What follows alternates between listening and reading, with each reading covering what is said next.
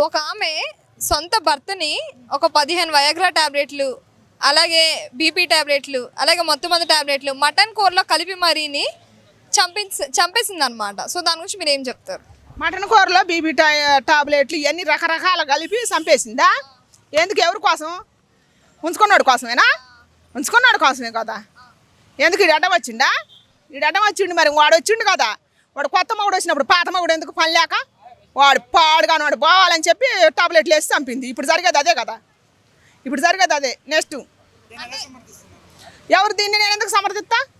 నేను సమర్థించను. కానీ ఇప్పుడున్న ఆడవాళ్ళు నిద్రలేసినారు. ఇక దయచేసి గుర్తుపెట్టుకోండి, ఇప్పుడున్న యువత మా తరం అయిపోయింది. టాబ్లెట్ల రూపంలోనే కాదు, ఏ రకంగానైనా మీకు సావు పొంచింది. పెళ్లి చేసుకున్నా పొంచే ఉంది, పెళ్లి చేసుకోకపోయినా పొంచే ఉంది. ఎందుకంటే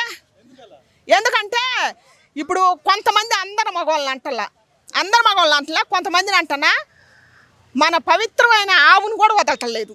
అంత నీచానికి దిగజారుతున్నారు. అంత నీచానికి కొంతమంది మగజాతి దిగజారుతున్నారు. కాబట్టి ఎట్టాటి మటర్లు జరుగుతూనే ఉంటాయి. ఎవరు వాడు? సచ్చినోడు అమాయకుడో వాడు అసలుంటాడు. నువ్వు చూసినా నేను చూసినా వాడిని ఆ రకంగా లేపేసిందంటే కారణం ఉంటుందిగా. ఇప్పుడు వాడు అంటే మీరు ఒకటి కాదు.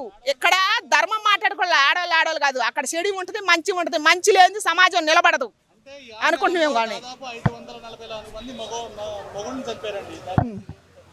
మొగుళ్ళు అంటే 6 నెలల్లో మొగుళ్ళు చంపి, ఇది వరకు మీరు చంపారు పిల్లల్ని ఉంచుకున్న వాటి కోసం. ఇప్పుడు రివెంజ్ మరి ఇప్పుడు వచ్చిన వాళ్ళు నిద్రలేసారని చెబుతున్నాగా. ఇదివరకే మీరు చంపారు, ఇప్పుడే మా ఆడవాళ్ళు చంపుతారు. ఉంచుకున్నాడు ఎవడు? మీ జాతికి చెందినోడేగా. వాడు కూడా మీ జాతి సిగ్గు లేదు. నేనేం సమర్థించను, ఎందుకంటే నేను ఆ జాతిలో పుట్టిందానిగా. నేను ఎట్లా సమర్థించను. కాకపోతే మాకు అప్పుడున్న కష్టే ఇప్పుడు తీరుతుంది అనమాట. మీకు ఇంతకుముందు 100 సార్లు అడిగినా చెబుతా, తగులుకున్నాడు మొగుడు కాదు, తాడి చెట్టు నీడ కాదు. దయచేసి ఆడవాళ్ళు కూడా ఆలోచించాలా. ఇప్పుడు ఉంచుకున్నాను చూసుకొని మొగుడిని చంపేస్తే వాడు చూస్తాడా రేపు? వాడు చూడగా. అందుకే చిన్న బాడు కావాలారా. నేను అంటున్నా, మీ పిల్లం మీకు అందంగా కానరానప్పుడు పక్కింటోడి పిల్లం ఎట్టా అందంగా కానొస్తారా? మీకు అన్నమేగా తినేది, గడ్డి కాదురా సన్నా చదవల్లారా. ఇట్టాటి బుద్ధి మీరు మానుకోనంతసేపు మీకు ఇట్టాటి సావులు తప్పవని నేను ఫిక్స్ రాసి పెట్టుకోండి. ఇలా చేసి ఆడవాళ్ళక దయచేసి మీరు పక్కింటి దాని మొగుని, నీ అసలు ఆడదే కదా, దాని మొగుడు నువ్వు లాక్కొని పోతున్నావు.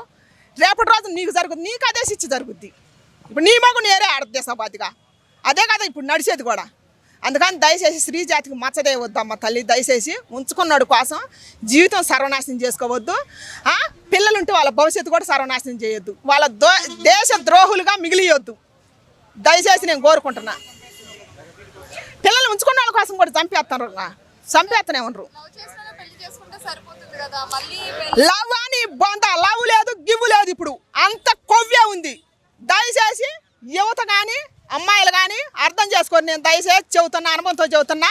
ఇప్పుడు లవ్ అనే మాట లేదు. అందరికి కొవ్వే ఉంది. ఎవరు పెళ్లి చేసుకున్నా నేను చెబుతుండే, పెళ్లి చేసుకోండి. మీరు చేసుకున్నా జత్తరు, చేసుకోకపోయినా జత్తరు. ఇది ఫిక్స్ కాండి. కానీ చేసుకోకుండా ఎట్టుంటారు? లవ్ కదా, మీకు లవ్ ఎక్కువ ఉంది కదా, చేసుకోవాలి కదా. చేసుకున్నాక ఒకళ్ళు కోసుకుందరు. కానీ ఇంకా మీరు మారప్పుడు ఇప్పుడు చెట్టుకు చీర కట్టినా కూడా పోతారు ఎగేసుకొని. చెట్టుకు చీర కట్టినా కూడా ఎగేసుకొని వెళ్ళిపోతారు. ఆ బుద్ధి మారనంతసేపు ఈ సమాజం మారదు. నెక్స్ట్